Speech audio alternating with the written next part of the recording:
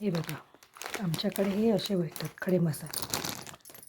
हे असे, ही दालचिनी, ही लवंग आणि हे दगडफूल.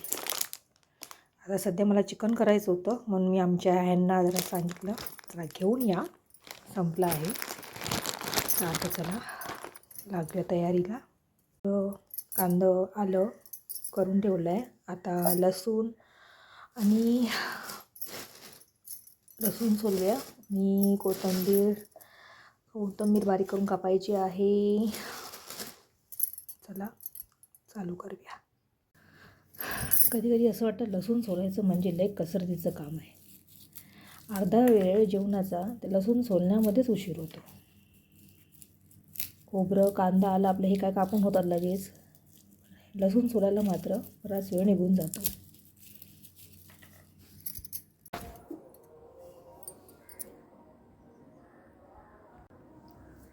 बाहेर बघा वातावरण खूपच गार झालं आहे आणि मस्त असं वाटतं आहे वातावरण. आणि देवाची गाणी ऐकू येत असतील तुम्हाला. गावचं हे वातावरण अतिशय शांत, मनाला प्रसन्न करणारं असतं.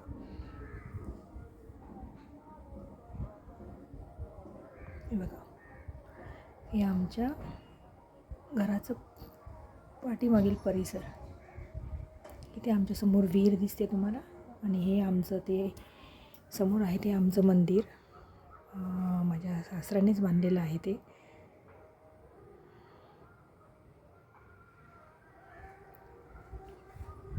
इथे शेती केली जाते समोर. आता सध्या लोकांनी भातं कापून सगळे मोकळे झालेत. आणि कोकणी माणसाला लसूण ही हवीच. लसूण शिवाय जेवणाला चव नाही, असं हे आमच्या कोकणी माणसाचं म्हणणं.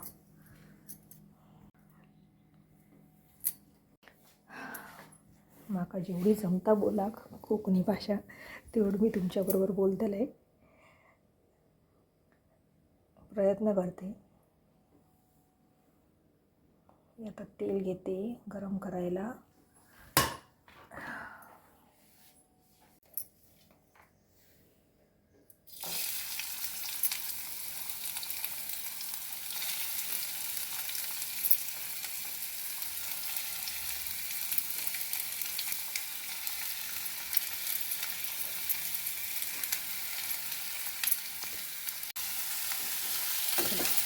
तर बघा, या खोबऱ्याने कांदा लसूण भाजतं आहे. तर हे बघा, आता आपलं एक खोबरं कांदा आलं लसूण भाजून झालं आहे मस्तपैकी. आता तुम्ही म्हणत असाल की मी समोर येत नाही. Actually I am a shy kind of person. आता मध्ये जरा इंग्रजी बोलत जरा सामावून घ्या, कारण आपल्याला आपल्या मराठी भाषेचा पूर्णपणे अभिमान आहे. तर माझा सोडून तुम्हाला सगळं काही बघायला भेटेल. हे बघा, आता हे हलकंसं जरासं हे खडा मसाला मी गरम करते आणि हे भाजलेल्या खोबऱ्यात कांदा लसूण याच्यामध्ये मिक्स करते आणि वाटपाला घेते. जरा एवढी थंडी पडली आहे की माझा जरा आवाज पण बसला आहे. भयंकर थंडी पडली आहे.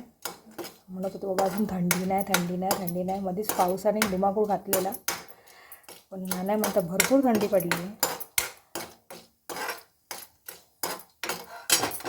हे बघा, तर सुगंध येईपर्यंत मी त्याला गरम केलं.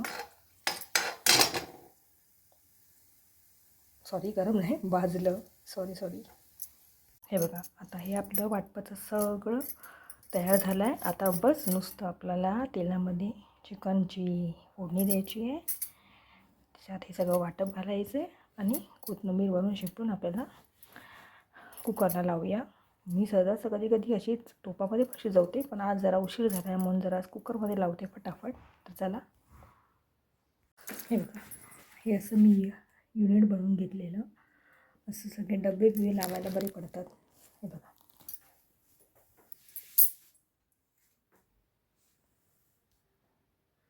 हे असं आहे.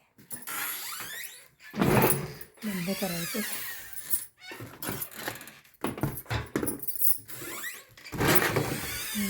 काय अडकतं आहे.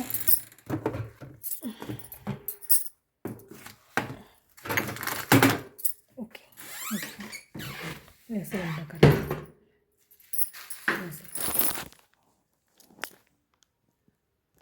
आता हे मी तेल गरम करत ठेवलं आहे. हे बघा कुकरमध्ये जरासंच घेते मी, जास्त तेल वापर करत नाही मी तेलाचा. आता ह्यात आपण चिकन फोडणीला देऊया. तेल तापलं आहे बरंचसं, फोडणी देऊया आपण चिकनची. हे चिकन गावठी आहे, बॉयलर नाही. बॉयलरचा आम्ही सहसा आता कमी केला आहे वापर, जास्त आम्ही गावठी चिकनच आणतो.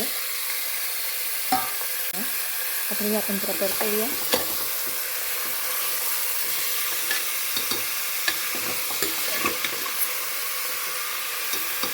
आता त्यात आपण ही कोथिंबीर टाकूया.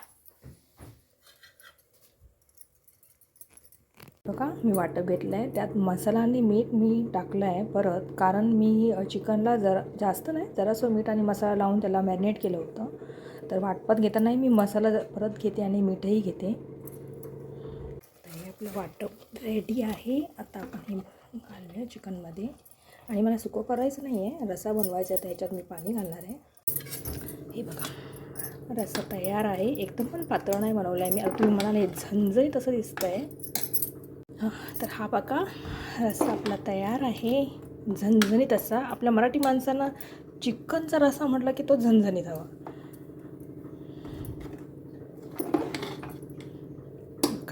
एवढंसं पातळ केलं आहे, खूपच पाणी असं घातलं नाही आहे.